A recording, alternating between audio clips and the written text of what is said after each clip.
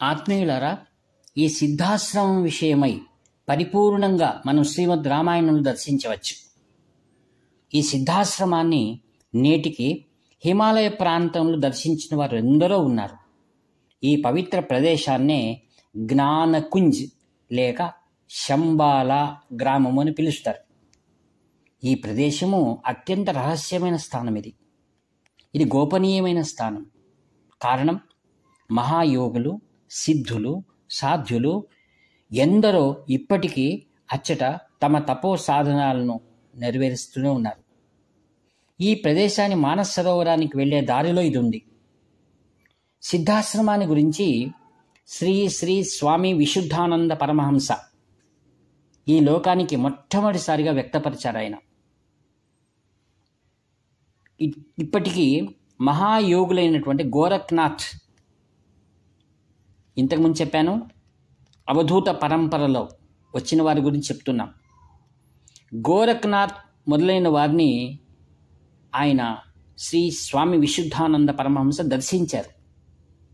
ఇంకా తర్వాత నారద పురాణంలో ఈ ప్రదేశాన్ని గురించి ఒక ఉల్లేఖం ఉంది.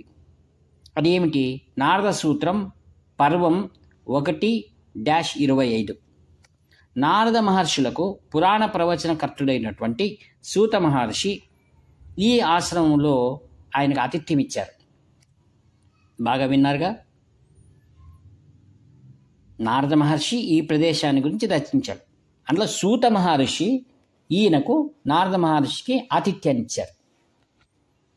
నేటి తరంలో శ్రీ పండిత్ గోపీనాథ్ కవిరాజ్, శ్రీయుత డాక్టర్ నారాయణ దత్త శ్రీమాలి మొదలగున వారు సవిస్తారంగా తమ రచనలలో సిద్ధాశ్రమాన్ని గురించి విపులీకరంగా వ్రాశారు. ఒక అవధూత తన ఆత్మకథలో శ్రీ స్వామి నాదానంద ఈ ఆశ్రమాన్ని గురించి ఇంకా విశ్లేషణగా రాశారు ఆయన. అంటే ఇది చెప్పడం ఉద్దేశం ఏమిటంటే, మన సనాతనమైనటువంటి వేద ధర్మం ప్రకటించబడిన వారెవరు? ఆదిగురు శంకర భగవత్పాదాచార్యుల వారు. వారి తదనంతరం ఎందరో నేడు యోగులు, సిద్ధపురుషులు, మహర్షులు ఇటువంటి పరమ పవిత్రమైనటువంటి సిద్ధాశ్రమంలో వారు తపస్సులు చేస్తున్నారు. ఆత్మీయులారా, ఒక పరమహంస పరివ్రాజకాచార్య శ్రీ శ్రీ శ్రీ రామానంద ఘనేంద్ర తీర్థ వారు తమ యోగ దృష్టితో యోగ్యులైనటువంటి సత్పాత్రులైన వారికి తమ కృపా దృష్టితో ఈ లోకకల్యాణం కోసం ఆయన ఈ జగత్ సంచారం చేసి తదనంతరం వారు ఈ సిద్ధాశ్రమంలో అక్కడ కూర్చున్నారు. ఏమిటి? తమ మనోనేత్రానికి ఎవరైనా వస్తే వారి ద్వారా సనాతన ధర్మ జాగృతి చేయవాలనేటువంటి ఉద్దేశ్యం. వారు అలా అప్రత్యక్షంగా, అదృశ్యంగా చాలా వేల సంవత్సరాలు ఈ యొక్క నాథ సాంప్రదాయం ప్రవక్తుల్లో ఒకనైన వారు ధర్మ జాగృతి చేయాలని మనో ఉద్దేశంతో అక్కడ పొంది ఉన్నారన్నమాట. అంటే మన పూర్వీకులు మనం ఎంత లౌకికులమైనా మనం రక్షించడానికి ఏ విధంగా సిపాయిలు మరియు మిలిటరీ ఎలా ఉందో సరిహద్దుల్లో, అలానే ఇటువంటి మహాత్ములందరూ కూడా నేటికి అక్కడి నుండి మనమే ఇప్పుడు మాట్లాడుతున్నామే, ఎవరు అనేక మంది మహాత్ముల వరకు ఇంతో చర్చించాం. వారందరికీ కూడా వీరు అక్కడి నుండే అనేకమైన తద్రూపమైనటువంటి మహాత్ములందరికీ కూడా వారు వెలుగును అందిస్తూనే ఉన్నారు.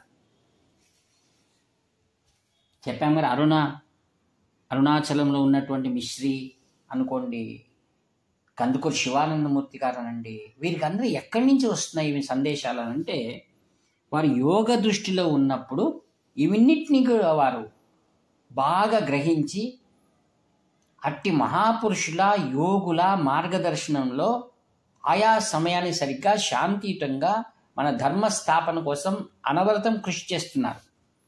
వీరిని గుర్తించినటువంటి కాంచి కామకోటి పీఠం ఇటువంటి వారిని నేను మొన్న ప్రవచనంలో చెప్పాను.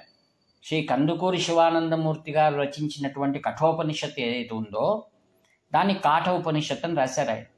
దానికి శ్రీ చంద్రశేఖరేంద్ర సరస్వతి మహాస్వాములు వారు దానికి పీఠిక రాశారు. తన ప్రశంసలను ఆశీర్వాదాలు అందించారు. అంటే ప్రతి ఒక్కరు, ఆయన పోలీస్ డిపార్ట్మెంట్లో ఉండేవారు కె శివానందమూర్తి గారు.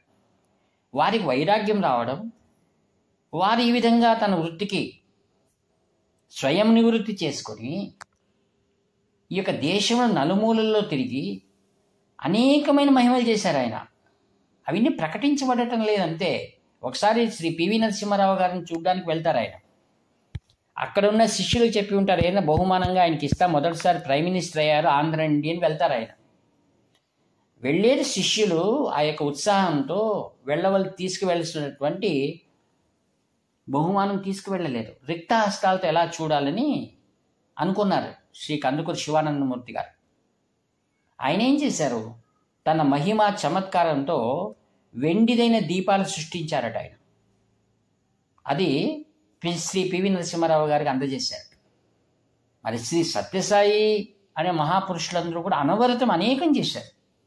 మేము శ్రీ సత్యసాయి స్వాముల వారికి ఎంతో గౌరవం సమర్పిస్తాం. ఎందుకనగా కాంచి కామకోటి పీఠం శ్రీ జయేంద్ర సరస్వతి మహాస్వాముల వారు శ్రీ సత్యసాయి వారి జన్మదినోత్సవానికి వెళ్ళి ఆయన ప్రక్కననే ఉచితమైన ఆసనంలో కూర్చున్నారు.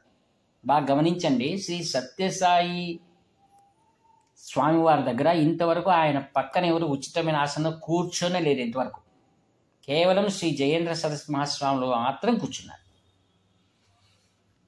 మరి ఆ యొక్క వారు చేస్తున్నటువంటి సామాజిక కార్యక్రమాలు ఏవైతే ఉన్నాయో సత్యసాయి సంస్థ, వాటిని అన్నింటినీ పర్యవేక్షించి వచ్చారు ఆయన.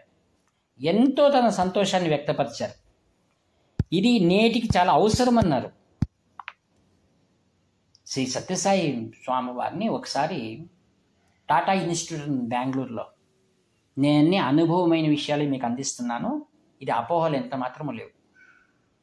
నేను చాలా కావలసిన వ్యక్తులు, మా బంధువులు ఎవరైతే ఉన్నారో ఆ వారితో చేసిన సన్నివేశాల గురించే మీకు నేను వ్యక్తపరుస్తున్నాను. గౌరవనీయమైన వేదిక ఇది, అందుకనే అలా చెప్తున్నాను. శ్రీ డాక్టర్ వై నరహరి అని ప్రపంచంలోనే 5th సైంటిస్ట్ ఆయన. మొదలు చెప్పాను కదా, శ్రీ లక్ష్మీ నరసింహస్వామి వారి మనవడు ఆయన.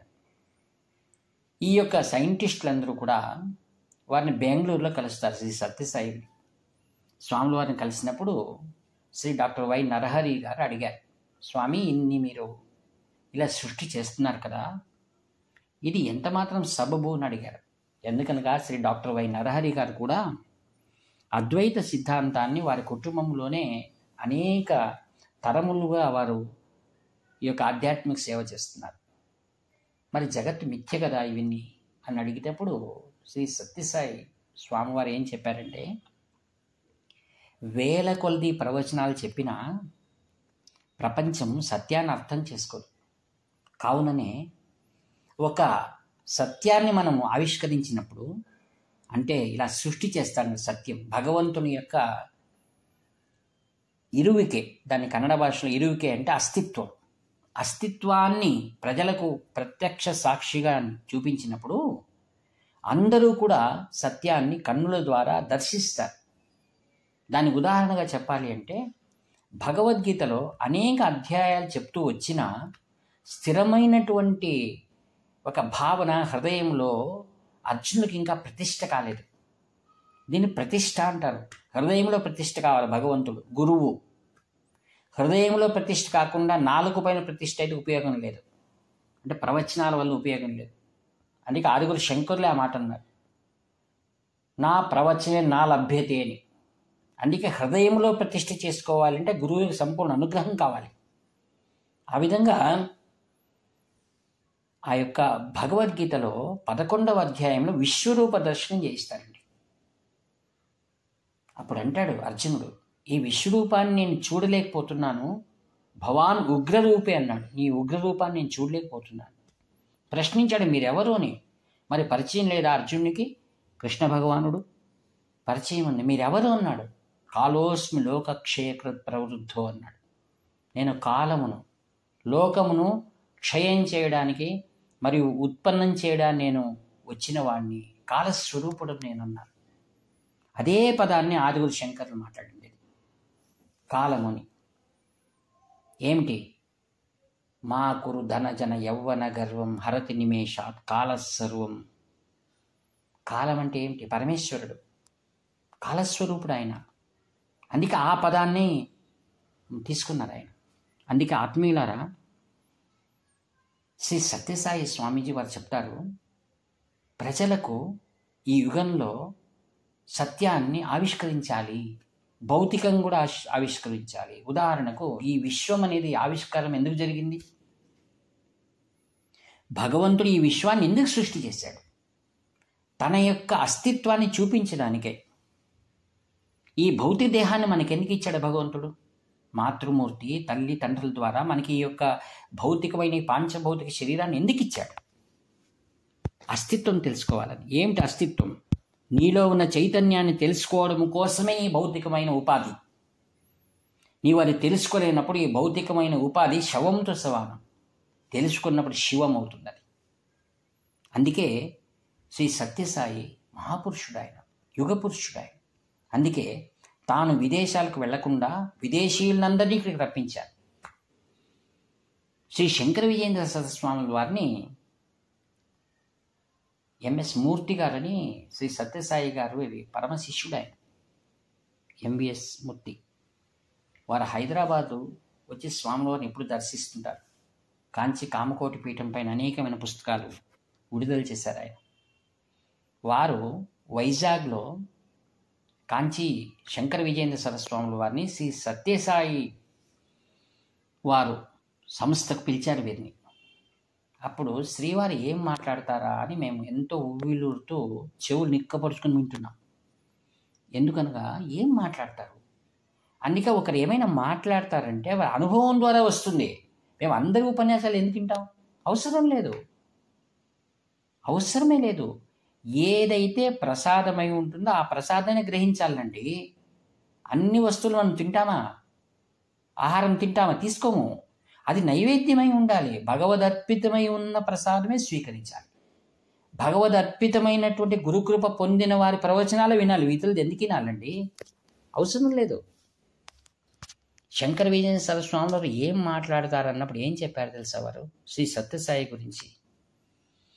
శ్రీ సత్యసాయి ఈ లోకానికి ఎంతో గొప్ప సేవ చేశారు.